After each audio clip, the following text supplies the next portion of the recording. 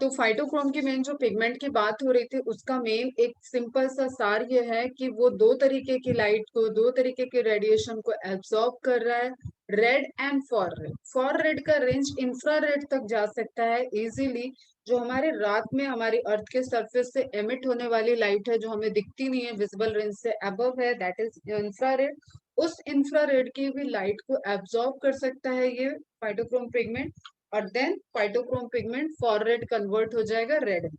जिस टाइम आप जिस पिगमेंट की बात कर रहे हो वो उसकी लाइट को एब्सॉर्ब करेगा। ठीक है, जैसे हम फाइटोक्रोम आर बोल रहे हैं, पी आर, तो पी आर क्या, रेड लाइट के स्पेक्ट्रम की लाइट को एब्सॉर्ब करेगा। फाइटोक्रोम फॉर रेड, तो उसमें आपको इंफ्रारेड माइंड में रखना है, फॉर रेड की लाइट को वो एब्सॉर्ब करेगा और अपने अल्टरनेटिव फॉर्म में कन्वर्ट हो जाएगा। दिस इज एमसीक्यू बेटा, ये आपके पूरे एमसीक्यूज हैं और इसमें आपको ये एकदम क्लियर रहना चाहिए which one is biological active. 4 to 5 ये क्वेश्चन टाइम से ये क्वेश्चन पूछा जा चुका है एम्स में, जिपमर में, ठीक है, नीट में भी आ चुका है एक बार शायद।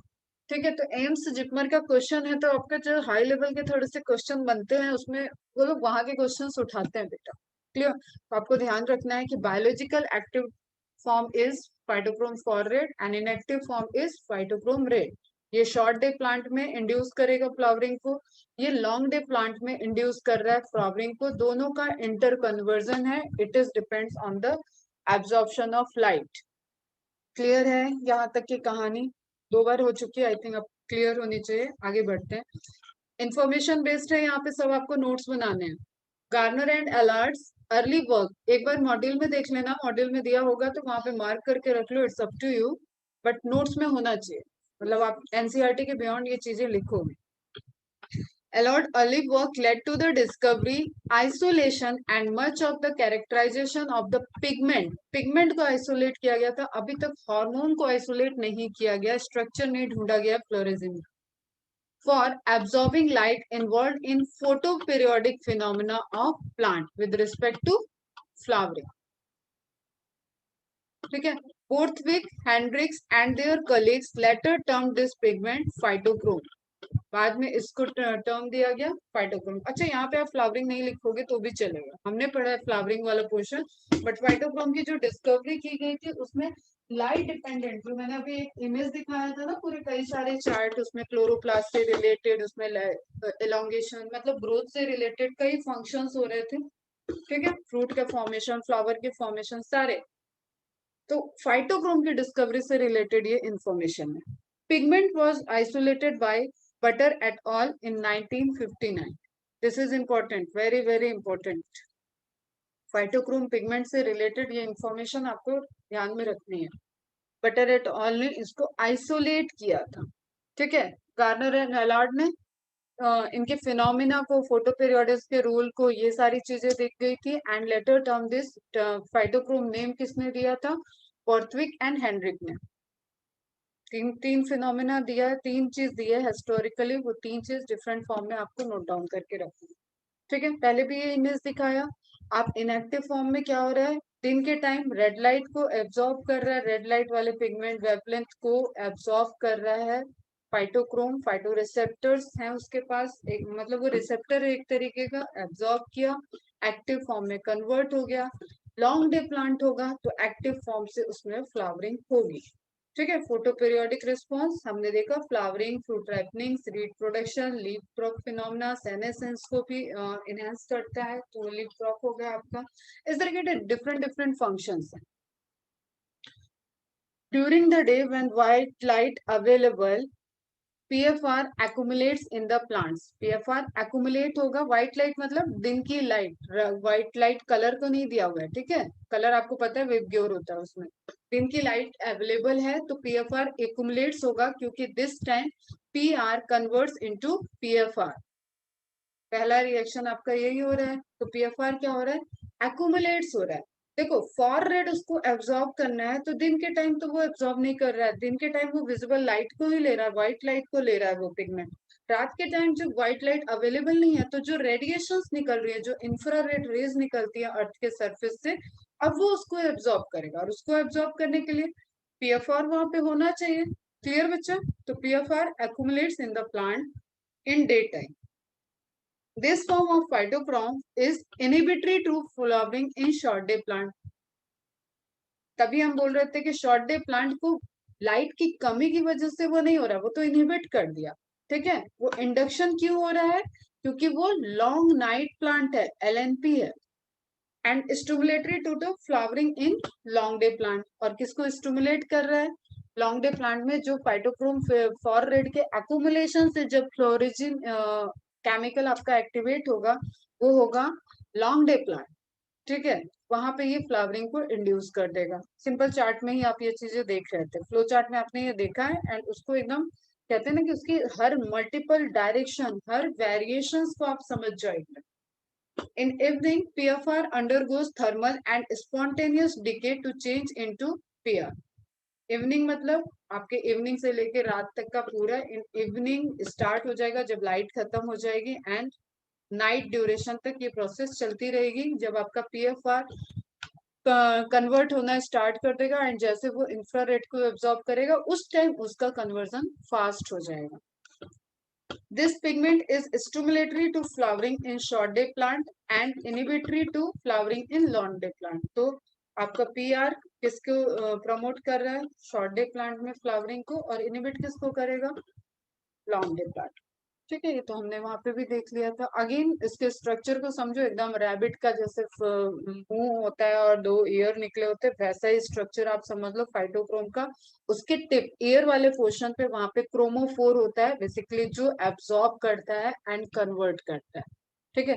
पहले ये सब क्वेश्चन डिटेल्स में आते थे, डोमेन्स का नाम, प्रोटीन का नाम, कॉम्प्लेक्स का नाम। अब ये सब नहीं आता है, फिर भी आपको फाइटोक्रोम, क्योंकि इंपॉर्टेंट चीज है, फ्लावरिंग से रिलेटेड है, एंड आपको पूरा एक chapter reproduction in flowering plant 12th में देखना ही है अभी। तो ये आपके लिए इंपॉर्टेंट चीज है, इसको एक आपको नॉलेज होना चाहिए। Clear? A phytochrome consist of two proteins each with two domain. दो प्रोटीन चेन हो गए, दो डोमेन्स हो गए उनके, क्लियर। एंड वहां पे क्रोमोफोर जो मेनली है, that is for the absorption. One domain contains the pigment chromophore and function as the photo receptor. ये इंपॉर्टेंट पॉइंट है, इसको फिगर बना लोगे। कोई छोटा सा फिगर है, कोई ऐसा नहीं है कि आप इसमें बहुत हड़बड़ा। तो जस्ट आपको ये बना के ध्यान में रखना है, ये प्रोटीन्स के कॉम्प्लेक्सेस हैं, कॉम्प्लेक्स में ही क्रोमोफोर वाली एक यूनिट है, जहाँ पे फोटो रिसेप्टर की तरह मेनली फंक्शन करेगा, ठीक है। Other domain has protein kinase activity that triggers cellular response. तो ये आपका सेलुलर रिस्पॉन्स कर रहा है, ये लाइट को एब्जॉर्प्शन का रिस्पॉन्स कर रहा है। तो फाइटोक्रोम में दो डोमेन हो गया, हर फाइटोक्रोम में दो डोमेन दिख रहा है यहाँ पे स्ट्रक्चरली आपको।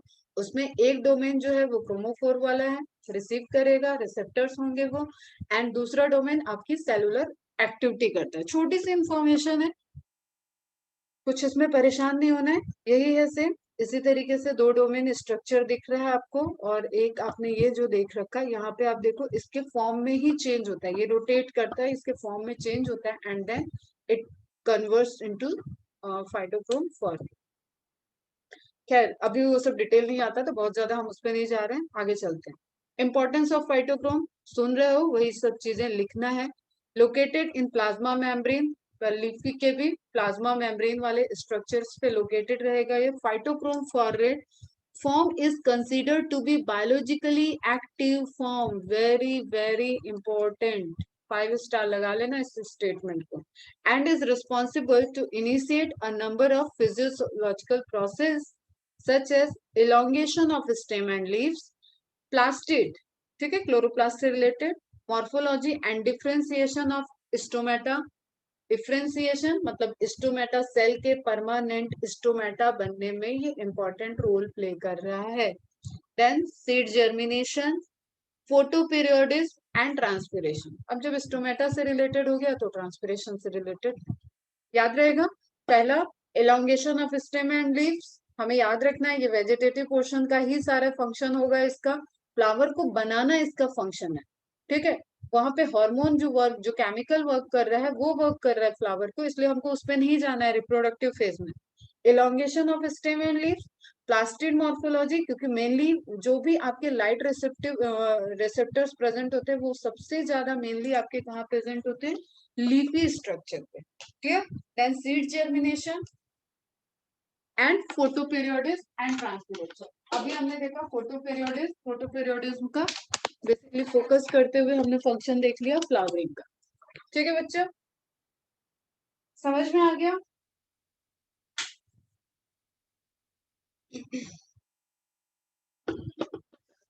क्लियर है?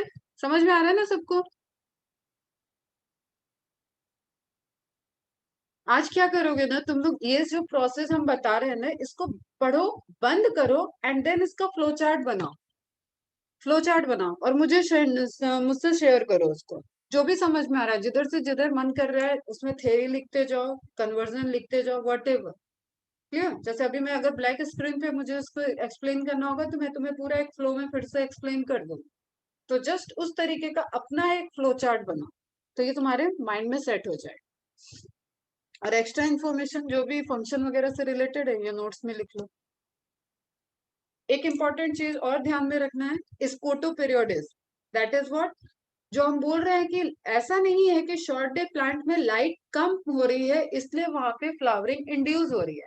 तो एक्चुअली उसका रीजन साइंटिस्ट ने बाद में फाइंड आउट किया कि दैट इज रीजन कि वहां पे नाइट का ड्यूरेशन ज्यादा है, डार्क पीरियड बढ़ा हुआ है, और फाइटोक्रोम फॉर रेड से रेड का कन्वर्जन जो कि स्लो प्रोसेस है, तो ये कन्वर्जन हो पा रहा है अच्छे से, उसको टाइम मिल रहा है। ठीक है, इट इज स्लो प्रोसेस। तो जब रात लंबी होगी तो टाइम मिल जाएगा, और जैसे दिन आएगा तो फिर ये रिवर्स चलने लगेगा, फाइटोक्रोम रेड फॉर रेड में कन्वर्ट हो जाएगा। क्लियर बेटा? तो that period is scoto period is dark period. Scoto active stomata क्या होते हैं?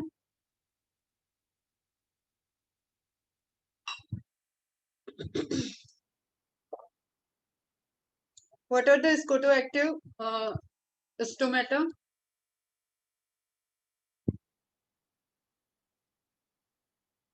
Stomata open set night. ठीक है, एससीओ भी लिखते हैं, एसक्यू भी लिखते हैं, उसके लिए कंफ्यूज नहीं है।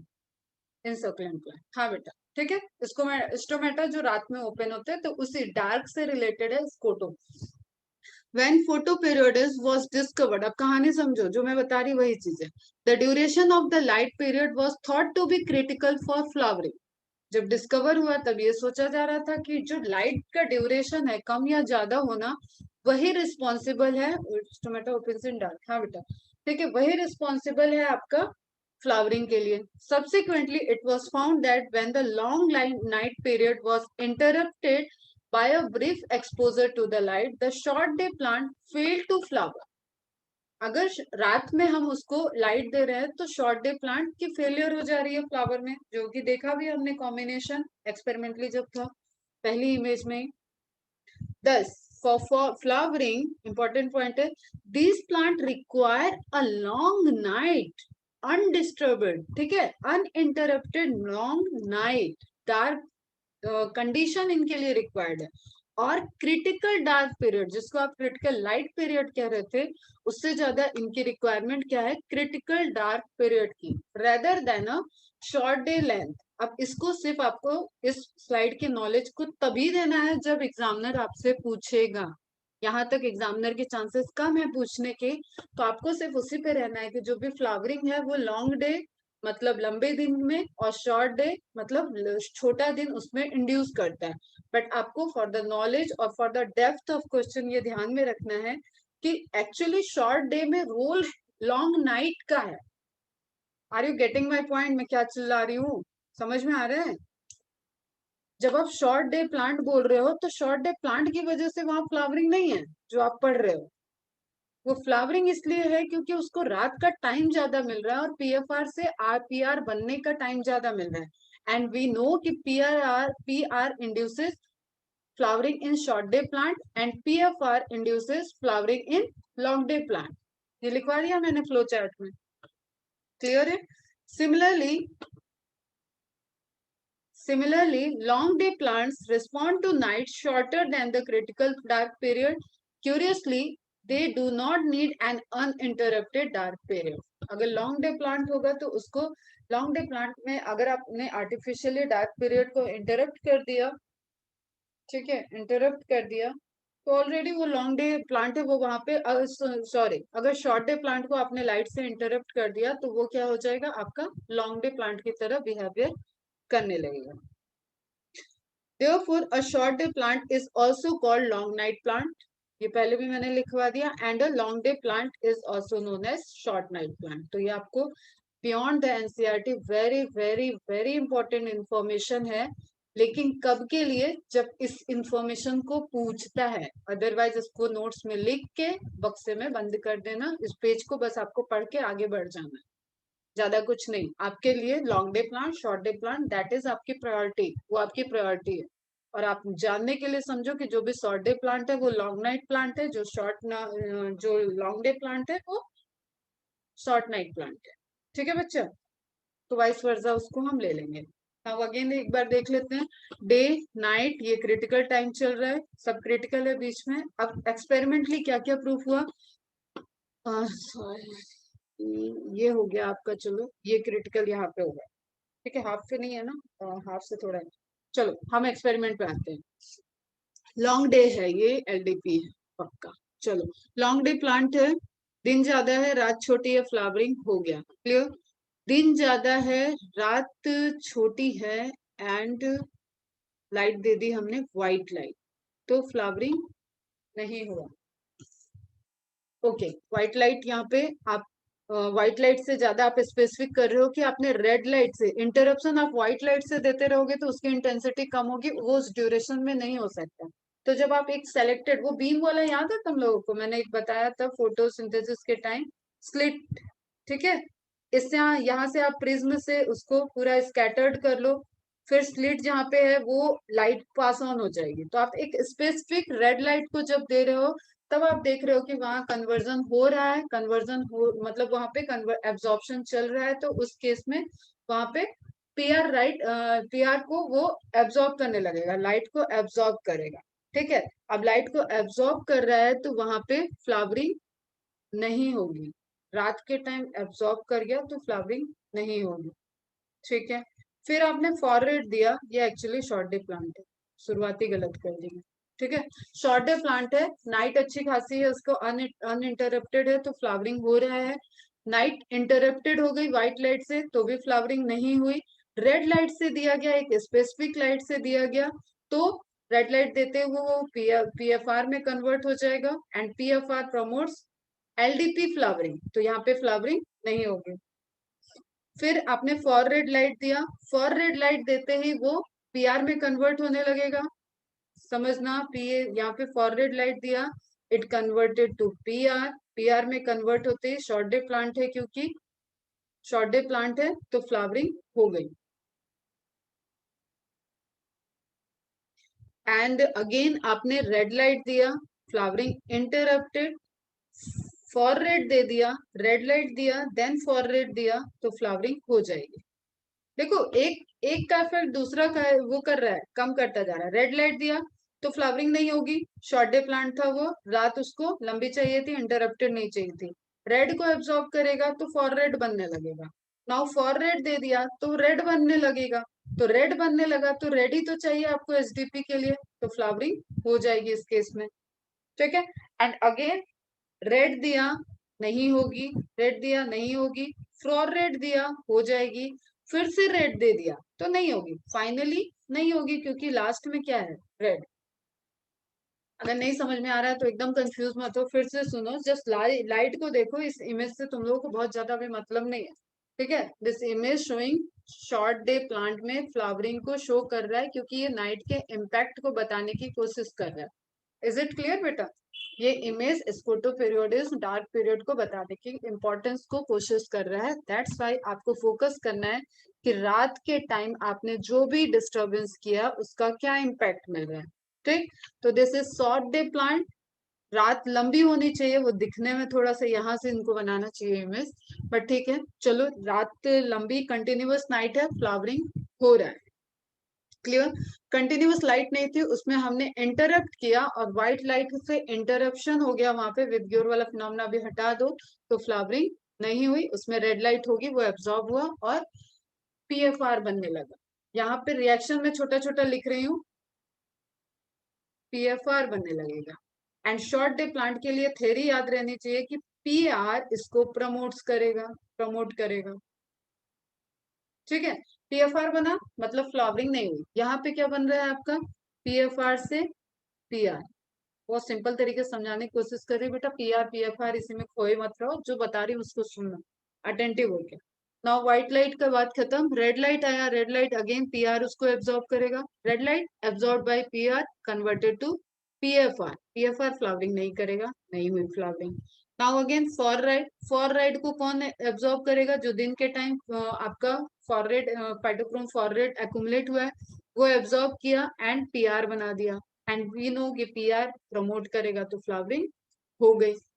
ठीक, अब पीआर आया तो पीआर एब्जॉर्ब किया, पीएफआर बना दिया, एंड देन पीएफआर आया तो पीएफआर एब्जॉर्ब किया, पीआर बना दिया, और एट द एंड पीआर तो हमारा प्रोमोटरी है तो फिर से फ्लावरिंग हो गई।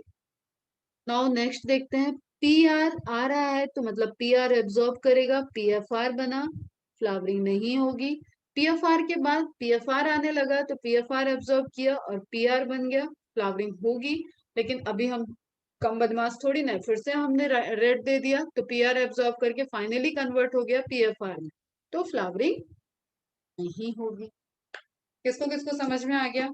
जस्ट उसका स्क्रीनशॉट ले लो अगर लेना है तो। चलो मैं ही ले लेती हूँ, फाइल में लगा दो, ठीक है। Is it clear? समझ में आया? आगे बढ़े? घूम रहा है दिमाग? नहीं घुमा, थोड़ा सा अटेंटिव हो, समझ में आएगा। ठीक है, PR PR PFR, PR PFR, यही हमें ध्यान में रखना है। जो आप वर्ड यूज कर रहे हो वो वाली लाइट को वो एब्जॉर्ब करेगा और दूसरे में कन्वर्ट हो जाएगा, इतनी सी कहानी है। आगे बढ़ते बेटा, ठीक है। आ जाते हैं वापस एनसीईआरटी में, कुछ तो सेंटेंस लिखा था जो अधूरा था, देखना तुम लोग क्या था इसके पहले। known that not only the duration of light period but that the duration of dark period is also of equal importance। और यही एक लाइन आपको एनसीईआरटी के बाहर ले जा रही है इसको तो पीरियडिस पढ़ने के लिए, clear. Hence, it can be said that flowering in certain plants depends not only on a combination of light and dark exposure, but also their relative duration। देखा इसको हम लोगों ने, उनमें भी थी ये line. This response of plants to period of day night is termed as photoperiodis। ये आपको शॉर्ट नोट्स के लिए भी रखना है, मतलब इवन 3 मार्क्स के क्वेश्चन में भी आ सकता है ये। इस बार डिलीटेड है, इस बार 12th के पोर्शन से ये पोर्शन डिलीट था। It is also interesting to note that while shoot apices modify themselves into flowering apices prior to flowering, they, ये भी सेंटेंस वहां पे लिखा हुआ था स्लाइड में, the shoot apices of plants by themselves can not perceive photoperiods. ये पढ़ा दिया मैंने, मार्क कर लेना, ठीक है। वो सप्रेस हो जाएगा। That site of perception of light that duration are the leaves. तो शूट एपाइसेस उसको परसीव नहीं करेंगी, आपका क्या होगा, डार्क लाइट में उसका परसीव होगा, वहां पे कन्वर्जन स्टार्ट होगा, वहां पे वो हाइपोथेसाइट केमिकल जिसको फ्लोरेसेंस बोल रहे हैं वो वहां सिंथेसाइज होगा, एंड वो मूव करेगा आपके बड के साइड पे जहाँ पे उस पर्टिकुलर प्लांट स्पीसीज का नेचर होगा। जैसे फ्लावर को फॉर्मेशन का नेचर होगा, टिप पे होगा तो वो टिप पे फॉर्म करेगा, साइड पे फॉर्म होना होगा तो वो साइड पे होगा। तो at the location of the flower formation that travels, it has been hypothesized, hypothesized यहीं पे लिख लेना बेटा, फ्लोरिज्म। ये नोट्स में होना चाहिए आपके कि हाइपोथेसिस है, अभी तक आइसोलेट नहीं हुआ है। फ्लोरिजिन इज अ हार्मोनल सब्सटेंस, उस हार्मोनल सब्सटेंस का नेम एनसीईआरटी में नहीं दिया, नोट डाउन करके रखो, that is responsible for flowering. This hormonal substance migrates from leaf to shoot apices for inducing flowering only when the plants are exposed to the necessary inductive photoperiod। ये सब side में लिखा हुआ था, वहां से नोट्स नहीं बनाना, पढ़ लेना। जो चीज नहीं लिखे, जो beyond the NCERT SDP LDP ये सब दिया मैंने, वो नोट्स में रख लेना और इसको हाईलाइट कर लेना। नाउ नेक्स्ट टॉपिक है वर्नलाइजेशन, जो एक हम लोगों ने इफेक्ट को पढ़ते हुए हार्मोनल फंक्शनल के टाइम मैंने बताया था, ठीक। तो यहाँ पे हमें ध्यान में रखना है कुछ फिनोमेना, कुछ जनरल चीजें, कि एक स्प्रिंग सीजन, अब सुनो, अब दूसरा स्टेप, दूसरा चीज स्टार्ट हो गया है, बाहर आ जाओ फ्लावरिंग से, ठीक है। एक स्टेप, एक हम होता है क्रॉप लगाते हैं हम स्प्रिंग सीजन में, एक होती है हमारे पास winter season crop, clear. Winter season crop, Hindi में रबी की फसल, खरीफ की फसल कहते हैं, इस तरीके से आप बोलते हो। तो जो विंटर सीजन क्रॉप होती हैं, इट मीन्स कि इनको फ्लावरिंग के लिए लो टेम्परेचर चाहिए। मतलब आप लगाओगे अक्टूबर वगैरह के टाइम, ठीक, सितंबर अक्टूबर में आपने लगाया, वेजिटेटिव ग्रोथ हुआ। जब लो टेम्परेचर में विंटर का टाइम चल रहा है, टेम्परेचर इन्वायरमेंट में लो है, तो ये लो टेम्परेचर इंड्यूस करा, वहां लो लाइट था, डे का ड्यूरेशन था, यहाँ पे low temperature which is necessary for induction of flowering. ठीक है बच्चा, समझ में आया? तो लो टेम्परेचर फॉर फ्लावरिंग को इंड्यूस कर रहा है। एंड स्प्रिंग सीजन में क्या होगा, आप अर्ली समर में, मतलब समर के स्टार्ट के पहले, बहुत पहले, जनवरी फरवरी वाले टाइम, मतलब ठंड खत्म हो गई है, फरवरी वाला टाइम ले लो, बेस्ट सूटेड है। फरवरी में आपने क्रॉप को लगाया और एंड ऑफ द समर जून जुलाई तक उस क्रॉप के मैच्योर होने का टाइम आ गया। ठीक है बच्चा? तो इसमें क्या हो रहा है, एक सीजन में चीजें पूरी आपकी डिफरेंट डिफरेंट, वहां टेम्परेचर है, डिफरेंट वेरिएशन है, लेकिन उतना वेरिएशन नहीं है कि एक तरफ समर एक तरफ कोल्ड, ऐसी नीड नहीं है उसको। क्लियर? तो यहाँ पे एक स्प्रिंग सीजन क्रॉप हो जाती है, एक विंटर सीजन क्रॉप हो जाती है। बात होगी विंटर सीजन क्रॉप की, जिसमें फ्लावरिंग को इंड्यूस करने के लिए या सीड को, फ्लावरिंग को, क्रॉप को इंड्यूस फॉर्मेशन के लिए आपको लो टेम्परेचर के रिक्वायरमेंट होगी। Clear? There are plants for which flowering is either quantitatively or qualitatively depend on exposure to low temperature. Clear? Exposure होना चाहिए लो टेम्परेचर में, ये बात समझ में आई विंटर सीजन वाली? नेचर में लो टेम्परेचर है ना, तो वो टेम्परेचर उसको चाहिए था, इसलिए वो विंटर सीजन की क्रॉप है, अदरवाइज वो भी स्प्रिंग में लग जाती। ठीक है, क्लियर है अभी? This phenomena is termed as vernalization. जो विंटर सीजन में उसको इंड्यूस करना है बेटा, फ्लावरिंग को इंड्यूस करना है, रिप्रोडक्टिव फेज में जाना है, उस चीज को, उसी फिनोमिना को हम क्या बोल रहे हैं, वर्नलाइजेशन। इसकी हिंदी होती है वसंतीकरण। वसंत का मौसम आप बोलते हो ना, बसंतीकरण। वसंतीकरण, वसंत के मौसम में मतलब वो खिल जाना, एक जब फ्लावर लग जाना, vernalization. It prevents precocious reproductive development late in the growing season and enables the plant to have sufficient time to reach maturity. अब आप क्या कर रहे हो, अगर आपने इसको आर्टिफिशियली ले आया, मतलब लो टेम्परेचर आपने आर्टिफिशियली दे दिया, तो आपका क्या हो गया, प्रिकॉशियस रिप्रोडक्टिव डेवलपमेंट लेट। एक जो रिप्रोडक्टिव डेवलपमेंट के लिए आपका लेट टाइम जा रहा था ना, vegetative growth, then reproductive growth आएगा, आपने इंडक्शन कर दिया उसको, तो ये रिप्रोडक्टिव डेवलपमेंट जो देर तक हो रहा था उसको आप प्रिवेंट कर लो, मतलब वेजिटेटिव ग्रोथ के टाइम आप प्रिवेंशन कर लो।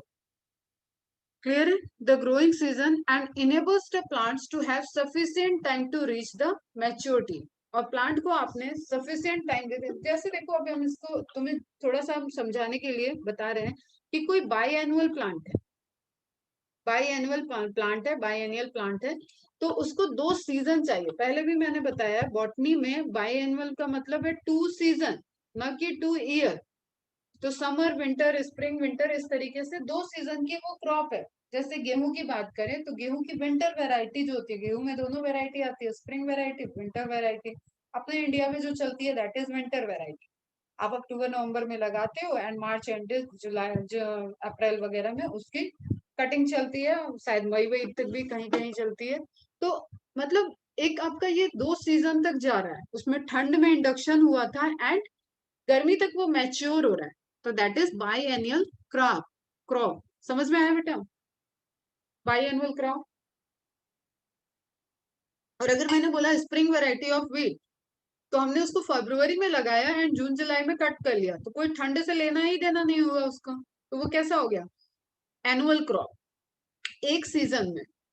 पेरेनियल, मल्टीपल ईयर, कई बार कई सीजन आ रहा है और वो प्लांट चलता जा रहा है, हर हर साल उसमें फ्लावर आता है, जैसे आपका मैंगो हो गया। तो vernalization refers specially to the promotion of flowering by a period of low temperature. Clear? Artificial की बात हो रही है यहाँ पे। Some important food plant, wheat, barley, rye, अब जो भी एग्जाम्पल है बेटा वो एनसीईआरटी पढ़ रही हूँ मैं, अंडरलाइन कर लेना। Have two kinds of variety, winter and spring varieties. The spring variety are normally planted in the spring and come to flower and produce grain before the end of the growing season. समझ में आ रहा है? आपको ऐसा कोई दूसरे season में नहीं ले जाना है, उसी ग्रोइंग सीजन में वो फ्लावरिंग करने लगेगा और मैच्योर हो जाएगा। Winter varieties however if planted in spring would normally fail to flower. Spring में प्लांट करोगे तो वो फेल हो जाएंगे, ठीक है, क्योंकि इसको इंडक्शन चाहिए था लो टेम्परेचर का। और produce mature grain with in a span of a flowering season. Flowering season वहां पे उसको वो इंडक्शन ही नहीं मिलेगा, क्योंकि वो तो लो टेम्परेचर वाला था, वो विंटर क्रॉप है। Hence they are planted in autumn. Autumn में प्लांट किया, देन जर्मिनेट, मतलब वही सितंबर अक्टूबर वाला, germinate and over winter come out as small seedling, resume growing in the spring and are harvested usually around a midsummer। जो मैंने तुम्हें पूरी कहानी बता दी कि अगर हम वीट के क्रॉप ले रहे हैं विंटर वाली, तो उसको लगाया हमने। अब एक जनरल ले रहे हैं बेटा, ये स्टेट वाइज वेरी करता है, तो मैं यहाँ जियोग्राफी नहीं बता रही हूँ, जो बता रही हूँ कॉन्सेप्ट वो समझो। अक्टूबर में लगाया तो ये ग्रो करेगा नवंबर, दिसंबर। दिसंबर में इसको लो टेम्परेचर से फ्लावरिंग हुई, रिप्रोडक्टिव फेज आ गया, इसमें फर्टिलाइजेशन वगैरह सारे फिनोमिना होंगे। देन इसका सीड फॉर्मेशन होगा, मार्च समझ लो, अप्रैल फरवरी मार्च आ गया, मार्च मान लेते हैं, क्लियर। एंड उसके बाद ये सीड मैच्योर हो रहा है, देन मैच्योर ग्रेन आपका बन गया, mature grain, grain mature, then इसका हार्वेस्टिंग कर दिया। तो ये 2 सीजन तक चला गया, ये विंटर आया बीच में, विंटर एंड एंड होते होते ये समर आ गया, मिड समर चल रहा है, ठीक है। अगर अप्रैल में हुआ क्रॉप आपका मैच्योर तो भी मिड समर बोलेंगे, मई हुआ तो भी आप समर बोल सकते हो उसको। दिस इज डिफरेंट कि आप किस स्टेट में रह रहे हो, इसलिए वैरी करता है थोड़ा। कहानी कुछ समझ में आई? अब हम इसको बाई एनुअल को, हम तो हैं ह्यूमन, हम कैसे इतना इंतजार करें, हम कैसे इतनी मेहनत करें, इतने दिन तक हम उसको जानवरों से बचाएं, इतने देर तक हम उसको पानी दें, इतने दिन तक हम उसको खाद दें। तो हमें तो कुछ ऐसा शॉर्टकट चाहिए कि भाई हमारा बाई एनुअल क्रॉप कन्वर्ट हो जाए एनुअल में, हम लगाएंगे अब खुरापात। Is it clear? समझ में आया कि करना क्या है अपने को इसमें? नहीं समझ में आ रहा है? ये पूरा क्रॉप का लाइफ स्पैन समझ में आया, जो वीट का एग्जांपल दिया, ये समझ में आया? वीट को लगाया, वीट ग्रो हुआ, वेजिटेटिव फेज में गया, वेजिटेटिव से रिप्रोडक्टिव फेज गया, एंड रिप्रोडक्टिव के बाद मैच्योर हुआ, क्योंकि हम वीट का ग्रेन खाएंगे। अगर ये पालक होता तो हम पत्ती खा लेते, ठीक है। हम ग्रेन तक जाएंगे तो ग्रेन बनने में तो टाइम लगेगा ना बेटा, रिप्रोडक्टिव फेज में जाके भी सीड वाली चीज मैच्योर होगी, उसको हम खाने जा रहे हैं, वो हमारा फूड है। इट डिपेंड्स कि हमारा फूड क्या है, उस क्रॉप से हम क्या लेने जा रहे हैं। तो अब इसके लिए अगर हमको वीट का, जैसे वीट की, तुम लोगों ने कहीं अगर आयुर्वेदिक कुछ सुना हो, जैसे मेरे पापा को जब कैंसर था, तो हम लोग जो लास्ट, पापा ने मेरे ट्रीटमेंट नहीं कराया था एक्चुअली, ठीक है। तो वो आयुर्वेदिक ही बोले, कि उनको पता चला तो बोले कि बस हमको घर पे रखो, हम आराम से रहना। तो हम लोग गिलोय वीट इनका जो एकदम बनता है ना प्योर, तो घर में ही ये डेली लगाते थे। और अगले दिन 2 दिन में, मतलब एक का लगाया और उसका अल्टरनेट 2 दिन बाद आपको उसकी क्रॉप मिलेगी, मतलब वो उससे निकला हुआ छोटा सा पौधा मिलेगा एक, ठीक है, सीड तक नहीं। तो वो जो छोटा सा पौधा निकलता था उसको पीसते थे, वो दवाई होती थी, ठीक है। तो वही चीज है, अब हमारा काम वो था कि हमको वही चाहिए था। जैसे नवरात्रि में तुम लोगों ने देखा हो कलश रखा जाता है, तो ज्वार उसमें रखा जाता है, ज्वार मिट्टी, इसके ऊपर मिट्टी ज्वार सब रख रख के पूजा का सामान, देन कलश रखा जाता है। तो जब तक नवरात्रि खत्म होती है 9 दिन में यहाँ पे छोटे छोटे पेड़ आ जाते हैं, ठीक है। हम इमेज तुमको शेयर करेंगे तो समझोगे तुम लोग, शायद देखे ना हो, इस साइड कम होता है, हम लोग के साइड ज्यादा चलता है ये। तो वहां पे उसकी रिक्वायरमेंट क्या है, वो छोटे से पेड़ की रिक्वायरमेंट थी मुझे पापा को दवा बनाने के लिए, तो हमने उसको वहां से हार्वेस्ट कर लिया। लेकिन हम जो वीट ग्रेन की बात करते हैं, तो हमको ये पूरा प्रोसेस चाहिए, ये सब प्रोसेस में जाना चाहिए, वीट एकदम मैच्योर हो जाना चाहिए, सीड बनना चाहिए। तो हमको वेट करना पड़ेगा 2 सीजन तक। और जब 2 सीजन तक आप वेट कर रहे हो, तो बेटा आपके लिए तो बाहर चिड़िया, हवा, आंधी, सुनामी, बारिश, सारे इन्वायरमेंटल फैक्टर्स बैठे हुए हैं, फेवरेबल भी अनफेवरेबल भी। ठीक है, आपकी क्रॉप बढ़ रही थी भैया, आपने अभी यहाँ पे आग लग गई, सारी क्रॉप खत्म।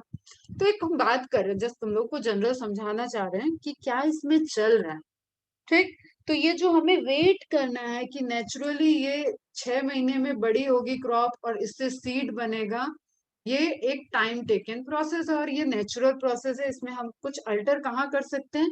जस्ट जब हमने ढूंढ लिया कि इसको एक लो टेम्परेचर चाहिए था इसके अंदर फ्लावरिंग को इंड्यूस होने के लिए। ठीक है बच्चा, तो बस अब उसी का गेम हमने खेल दिया। हमने वो लो टेम्परेचर बड़े बड़े कोल्ड स्टोरेज बना के फ्रीजर बना दिए, मतलब फ्रीजर वाले नहीं, फ्रीज करके रखोगे, फ्रीजर में फ्रीज करके रखोगे तो वो एक मेटाबॉलिक डाउन करके रखने वाला होता है, वो बाद में फ्रीज फ्रीज वाला टेम्परेचर, मतलब 4 डिग्री तक का टेम्परेचर, माइनस तक का नहीं, 4 डिग्री वाला। वहां पे क्योंकि आपको पता है विंटर में फ्रीजर नहीं बनता है, हमारे चारों तरफ एनवायरमेंट में हम फ्रीज नहीं होते हैं, हमें ठंड लगती है। ठीक है, तो समझो, रिलेट करो, साइंस है ये। ठीक है, तो आपको वो इन्वायरमेंटल टेम्परेचर देना था, आपने दिया, उसके अंदर इंडक्शन हो गया। कब दे देते हैं ये, सीडलिंग वाले ही टाइम पे दे दिया, इंडक्शन हो गया, सीड को ही रखा आपने। ठीक, रिज्वाइन कर लेना, लेक्चर खत्म होगा तो।